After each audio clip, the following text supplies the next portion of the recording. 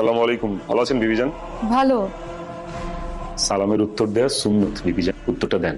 ওয়ালাইকুম আসসালাম। 3 দিনের কথা বলে কতদিন থেকে আসো? আমি তো ভাবছিলাম তোমার সঙ্গে খুব ঝগড়া করবো আসার পর, কিন্তু আমাকে দেখে তো আমি ঝগড়ার কথা ভুলেই গেছি। সব আল্লাহর ইচ্ছা। কি হয়েছে তোমার? নিশ্চয়ই কোনো কারণ আছে।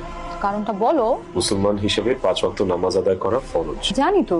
তাহলে জানলেও কেন পড়ো? এই যে তুমি নামাজ পড়ো না, তুমি যেমন পাপের ভাগীদার হচ্ছ, স্বামী হিসেবে কিন্তু আমিও তোমার পাপের ভাগীদার হচ্ছি। তো এটা তো বললেই হয়, না বলে যে তুমি আমার সঙ্গে রাগ করলে, এটা কি উচিত হলো? আজকের পর থেকে সরাসরি বলবো। বাবা অনেক, আমার তো বয়স হয়েছে, কখন কি হয়ে যায় বলা যায় না। আমার ব্যবসাটা বুঝে নাও। দুঃখিত আব্বু, আপনার ব্যবসায় ঘুষ লেনদেন করা লাগে। ঘুষ দেওয়া এবং ঘুষ নেওয়া দুটোই হারাম। আসরের ওয়াক্ত হয়ে গেছে, আমি আসছি।